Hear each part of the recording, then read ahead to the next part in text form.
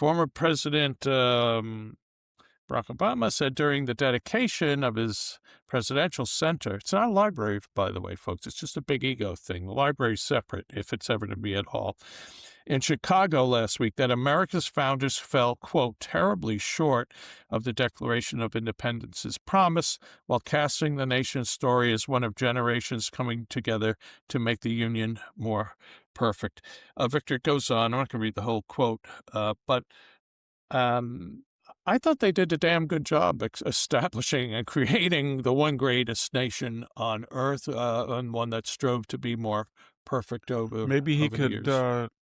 contrast the Kenyan constitution where his family originated and how brilliant that was and why everybody wants to go to Kenya. Yeah. Or maybe the Mexican constitution that at one point, not too long ago, said that immigration shall not alter the demography of the Mexican race. Or maybe they can talk about, I don't know, all the constitutions in France they've had, 5, 6.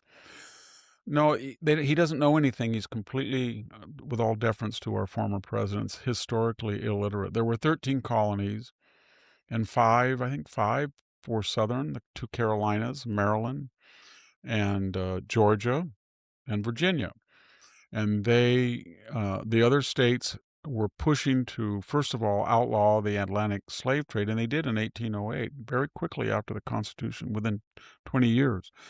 And while they were agitating to outlaw slavery throughout the new nation, and de facto, there were not very many slaves. De facto, slavery was not approved in the northern states. They had them, but there were very few, and they were in the process of prohibiting slavery, and they would shortly do so, but not in the 5 states.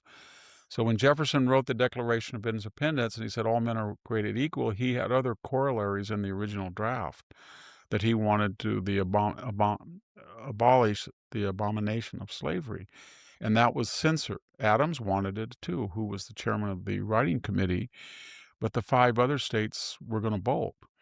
So that was exactly what the British wanted to do, was to divide and conquer. And they felt that if this former colony could be sliced and diced into European-like states, 30 or 40 states in the size of Europe, rather than one whole nation, then it would be much easier to weaken this new United States by cutting deals with individual states or clusters of states. And the founders knew that.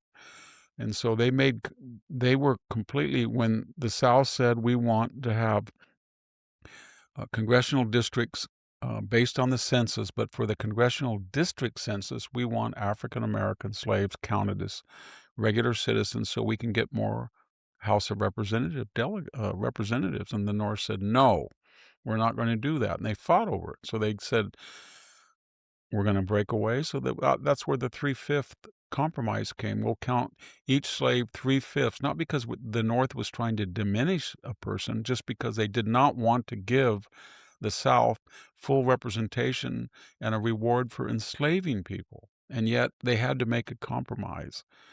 So President Obama, what they wanted and what they envisioned and what actually happened were not the same thing. They knew there was a civil war on the horizon because these two positions could not be reconciled peacefully. But they did not want to fight a war from 1775 to 1783, basically, and then 1782-3, and then all of a sudden turn around and have a civil war. They weren't able to do that. And they postponed the Civil War for nearly 80 years. But the point was it was always going to be abolished. It was just, how can we do it without losing 700,000 lives? And they couldn't do it without losing 700,000 lives. Yeah. So rather than saying something that could have been reasonable, there was great disagreement at the founding, and the idea of unity among the colonies and to make them immune from further British attacks or efforts to divide the new nation, they made a temporary compromise to allow states into the Union who held slaves, and those states held a lot of slaves would have a pernicious influence, but it was resolved tragically by losing 700,000 people. But by the time that happened, the Union was strong enough to recover and unite and, spread the United States all the way to the Yeah. Pacific Coast. He can't have any of that nuance. The funny thing is that no one gets any nuance. No one gets any background. Nobody gets any the atmosphere of the times, but he demands it all the time for himself. That's what's so weird. He demands perfection in everybody else, but not himself. Right. So, you read his memoir and he says things like, "When I went on campus, I deliberately avoided white people, or I was dating a white girl, and I knew that I had to stop her. When I got on campus, I veered over to the black nationalist groups." And and then he calls his own grandmother who supported him a typical white person. He never explained to us what was typical. Or when he was caught as bragging to the Chicago Sun-Times that he never missed a service. He was there every Sunday with Jeremiah Wright. And then a few months later, Jeremiah Wright says, "No, no, no, not God bless America, God DAM, Mm. chickens coming home to roost." Then President Obama, would-be President Obama. Why would you be in a congregation that you were bragging you were married there, your children were baptized there, you were there for years, 15 years, and you said you went every Sunday? Why didn't you stand up and say, "Don't speak of my country that way"? "Well, I wasn't there that day, and I didn't go regularly." That's how he is. But for every other issue, Yeah. if you're not perfect, you're not good like I am. I'm perfect, but he's not perfect. He always makes excuses. And his wife said, I'm treating you to quote the dazzling brilliance of Barack Obama. And he gave us the Nobel Prize winner. Well, he himself admitted the joke. He had done nothing to earn that. And then he said, and he was the architect that gave us Obamacare. Well, as I said earlier, we're down to 17%. It's a disaster. You can keep your plan. No. You can save money. No, it was a disaster. And racial relations. No, he exacerbated them. He made them worse. So when you go into that museum, I guarantee you it's going to be inspirational voices, recordings, text of speeches, all glorifying him, kind of like the Mayday disc and dais in Moscow or Right. Beijing, but there will not be documents showing him signing some historical bill, or there's not going to be a special case. Barack Obama keeps us safe. He killed 500 people in non-congressionally authorized predator strikes, including 3 citizens. And it Right. won't be Barack Obama was forced to spy on the Associated Press reporters and gather their phone data.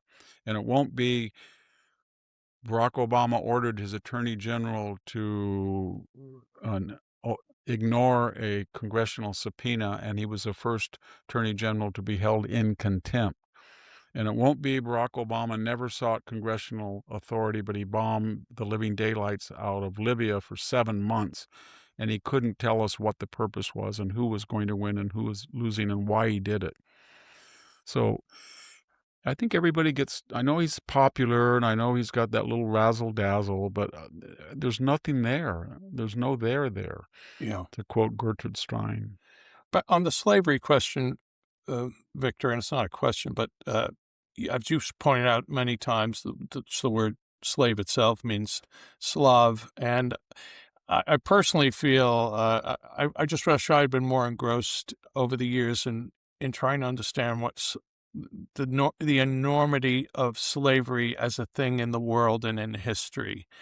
And that yes, there was slavery here, but our fight to eradicate it is something that may be exceptional in history. I don't think Barack Obama realizes that the Anglo-Saxon, if I could use that ossified term, was the first culture to ban it. So it was banned by the British first, and then the Americans followed suit and banned the slave trade.